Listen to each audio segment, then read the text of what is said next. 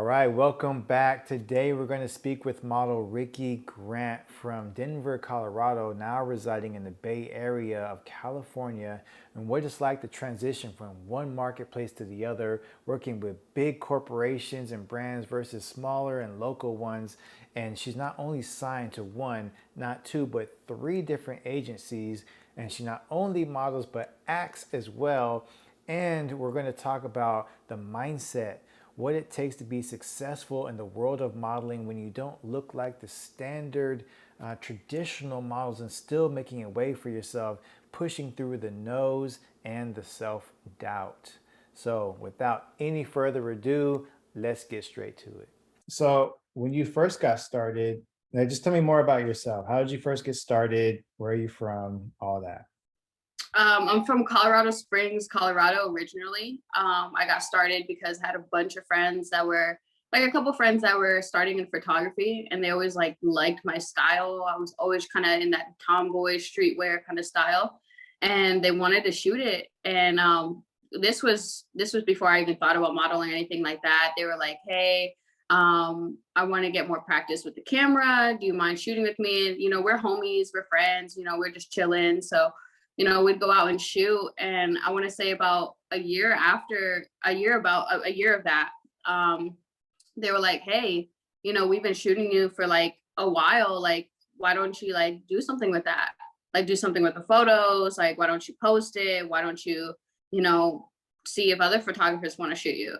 And it was something that like never even came to my mind. But I was like, I mean, I guess you're right. I mean, I have been shooting with you guys like all year. Like, sure. So I started putting on Instagram. Didn't know what I was doing. No hashtags. It's just a personal Instagram. Put it out on Instagram, and then I started getting reached out from other local photographers. Like, hey, do you model? Like, if you do model, would you be willing for me to shoot you X Y Z? And it kind of just blew up from there. Yeah, that's amazing. So you kind of had more of an immediate success. Yes, yeah. It was. I always tell people I accidentally started modeling because it's like I didn't plan to, but I'm happy where I came from all of that. Yeah, so but it wasn't always easy, right? You've had some challenges in your career so far. I have, yes, definitely, definitely. I think I've been told no many times. I've been denied different agencies. Different auditions. I've been rejected on site, on spot. So it has been tough. It hasn't been an easy route the entire time, but I feel like that's part of the whole entire journey. Is you're not always going to get yeses. It's not always going to be a positive experience, but you grow from it and you learn from it and you become better from it. Yeah, exactly. Because a lot of people, a lot of models, they reach out to me and they're more on the lines of, I want to get started. What do I do?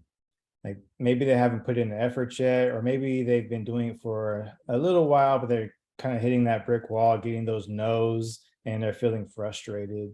Um, what advice would you give someone who's just getting started? Like, what should they do? My biggest advice for someone just getting started is kind of knowing what you want to do in modeling. I think getting started, it is kind of overwhelming because you see a lot of photos of different people and stuff like that, and not kind of knowing that modeling does have subcategories within it, and maybe you're being told no in a subcategory that may not fit your look. Um, for example, they have fitness modeling, they have high fashion modeling, they have, just different things like that. And finding your niche and finding what you're good at, and kind of honing that skill first really will, put you apart from the others. And then maybe you can break out into the rest of the categories. Yeah, finding a niche. I talk a lot about this. Outside of just modeling, anything you do, you got to find what's that area you're going to master and then become the best at. Right. And the argument is, I can do multiple things, therefore they think that we should do multiple things. Now, when you finding an agency, did you find that having a variety in your portfolio was important, or just kind of having the same general look so they know what to expect whenever you're shooting with them? I did when I submitted to the agency I'm currently signed to in Denver, I submitted the looks that look similar to each other. So that way it was easier to market. And that goes back into the niche. I do have a diverse portfolio. And, when I'm working freelance, it's nice to show that diverse portfolio. But when you're working with, commercial brands or an agency, they like to see, what are you good at? What can I book you for? And what is going to be the best route for you and I to promote you that's going to make both of us the most money. Right, right. So you mentioned working with brands. You're signed to 3 different agencies right now. So I know a lot of people are looking at that like, man, that's amazing. How, like, what did you do? Like, what is it like? So just really quick, if you can name off some of the companies, some of the businesses you work with or opportunities you've had that are maybe most significant to you. Most significant, I've worked with Planet Fitness. I've worked with Spin Scooters, which is, kind of big in like San Francisco or like city areas that have that kind of like, transportation. I've worked with TikTok with what do you meme, different card games such as that. Yeah, I feel like those would be probably my big 3 right now that I'm a fan of. Anything else is kind of like local, which I still love doing. I love doing local brands and stuff, but those would be like the big names. Is there a challenge difference or a work ethic difference that requires you to work for bigger brands rather than with local brands? It is a work ethic difference.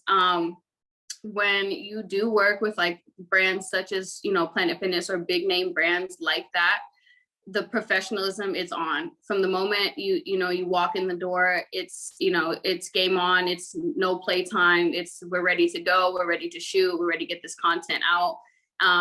And it could be a little bit intimidating when you first get into that. I remember the first time I walked into a big commercial brand, I was like, whoa, seeing a bunch of set production, seeing everything, wardrobe, hairstylist, makeup, like it is crazy, but it is fun. It's a nice experience to experience, and it is a different level.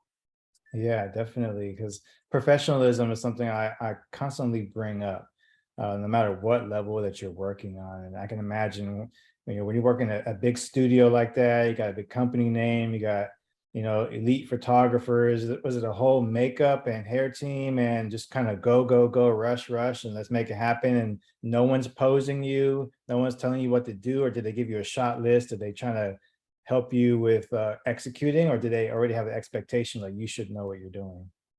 There is an expectation, especially when it comes to they're like, you're here for a reason, your agent booked you here for a reason. Or some of the people I've worked with were blessed enough to be freelance. The first time I ever worked with Planet Fitness was actually freelance and not from my agency.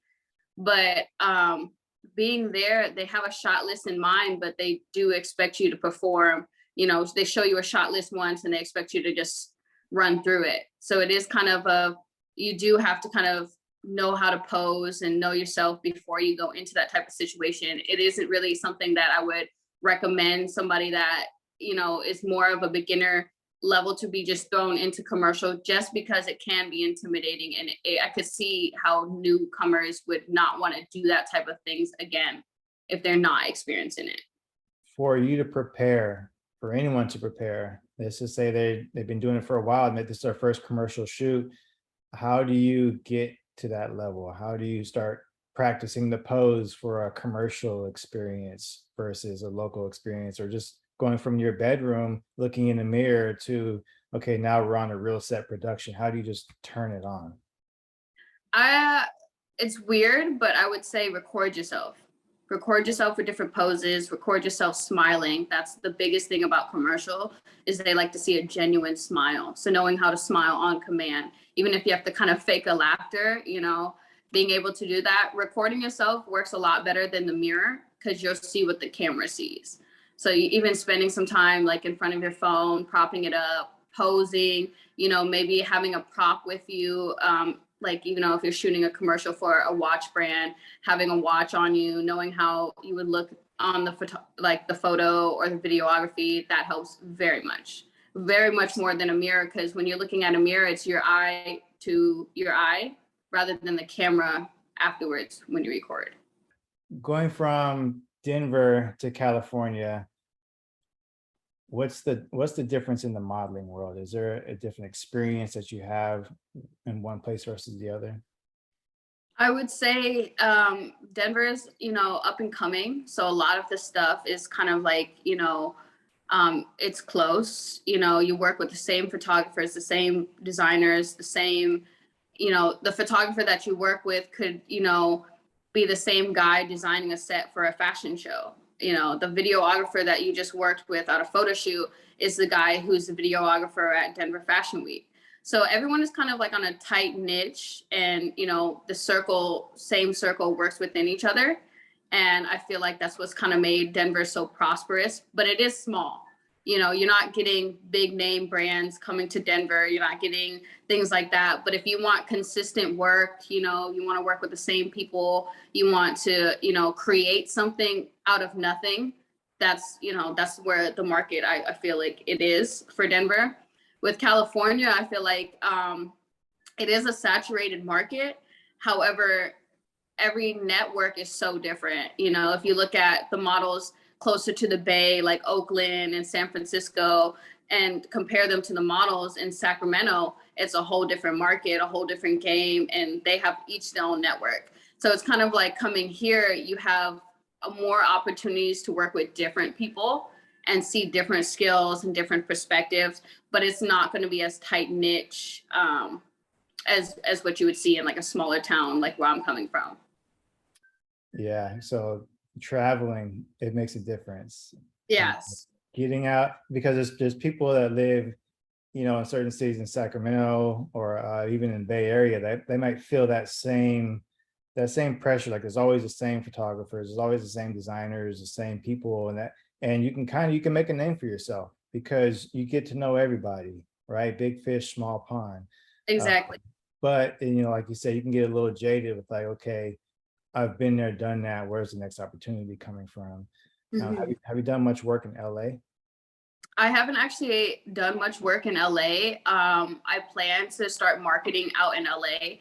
I think when I came out here, I just wanted to set my foot in California itself and, brand myself as now a California model instead of, coming from Denver. And I know it could be hard. I mean, it's different being coming from the Midwest and coming to California and trying to dominate that market as being opposed to being California born and raised. Not only did I have to learn the geographic so quickly, but I also had to set my foot into the career as quick as I was learning the geographic. I couldn't distinguish between how far San Jose was from Antioch, yet I still had to kind of own that market. One of the main things is pretty obvious. When you look at you, you don't look like the typical model, right? If you put model down on paper, there's this industry standard that everyone feels that they need to go by, and you're breaking those boundaries, which is great. I hear a lot of excuses of saying, "Oh, like, oh, I'm too this, I'm too that, or I'm too short, etc." And how tall are you? I'm 5'3", Okay, barely. so you're a 5'3" model from Denver, person of color. You got tattoos all over the place. You categorize yourself as not non-binary, right? Am I saying that right? Mhm. So, what are the challenges from being all of that and still finding a way to get signed, find opportunities, and make a name for yourself? Has that had any effect on you? It does have an effect. It does have an effect on like the roles and the gigs that I can do. However, at the same time, then there's more gigs that I can do because of it. For my agency here in San Francisco, they market me as non-binary. So any non-binary role goes straight to me. Any alternative role, any role that is a person heavily tattooed, maybe a person of color goes straight to me.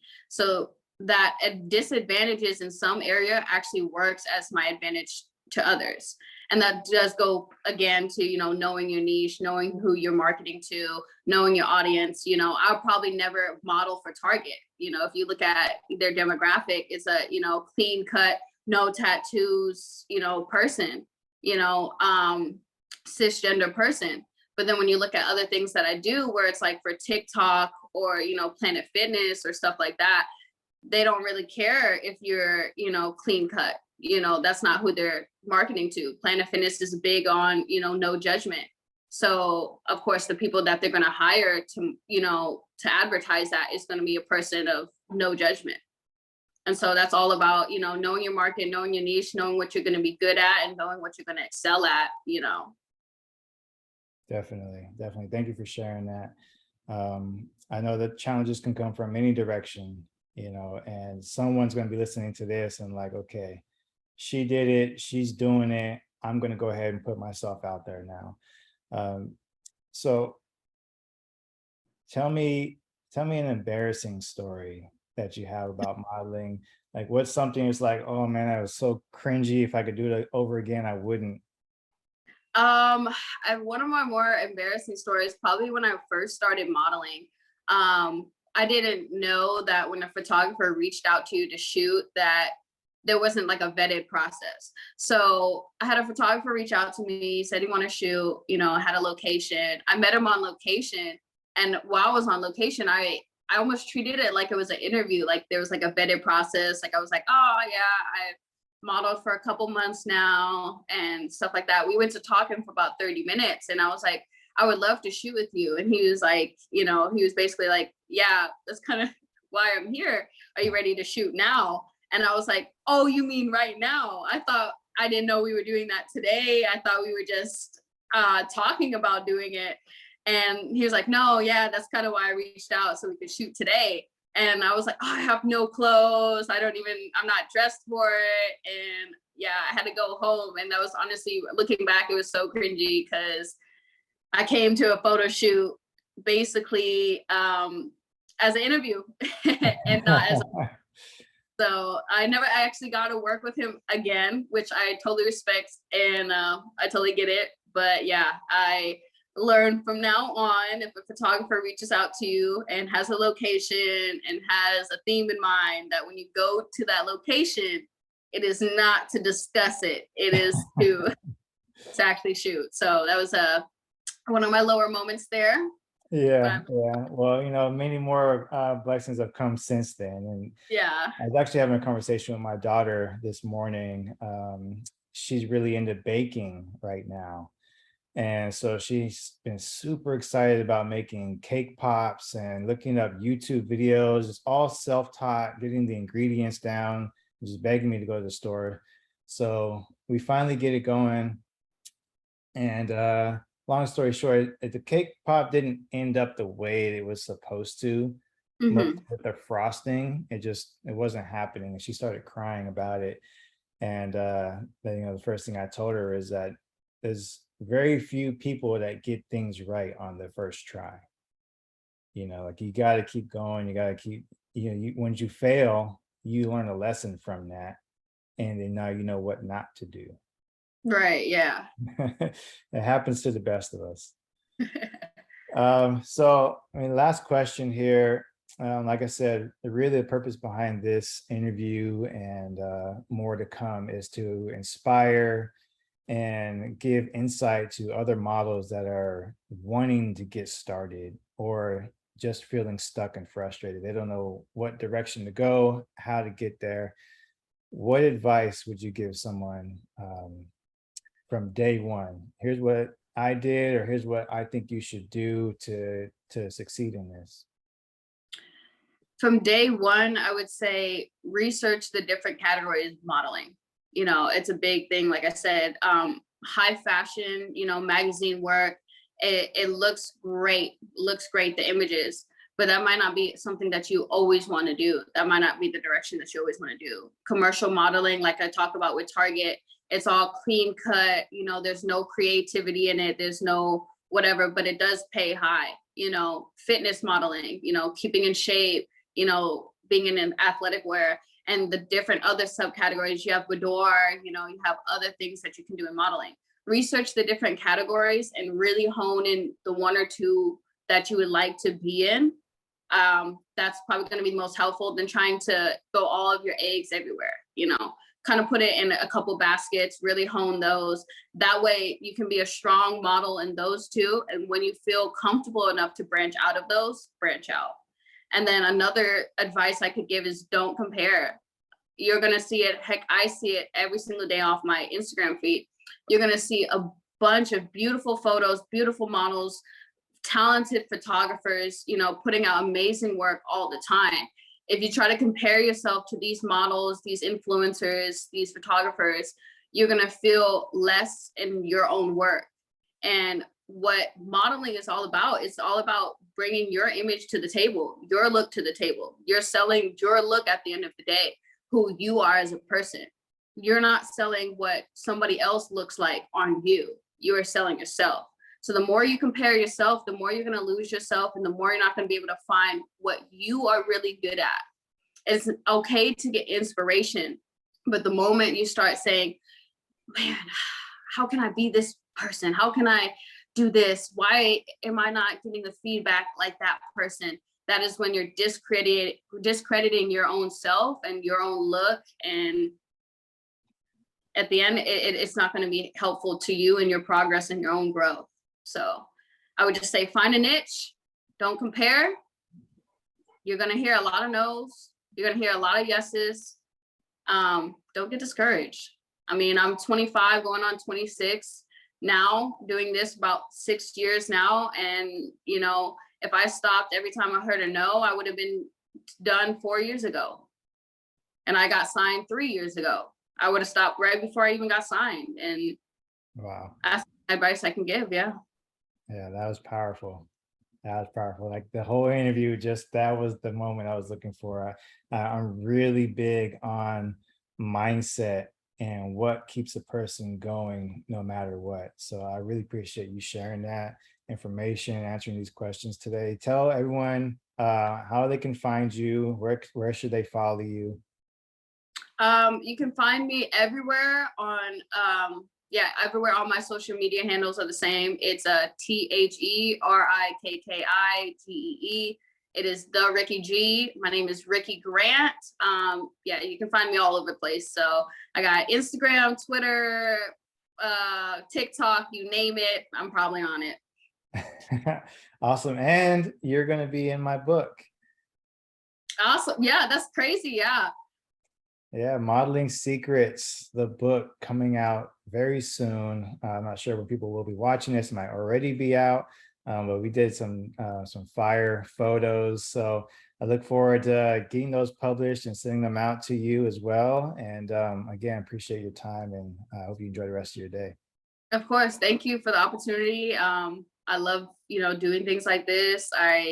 This is the things I was looking forward to when I was, first starting out modeling, and to be here, I'm just truly blessed. So I appreciate you, and appreciate everything you've done. You're very talented, and it's an honor to just be here.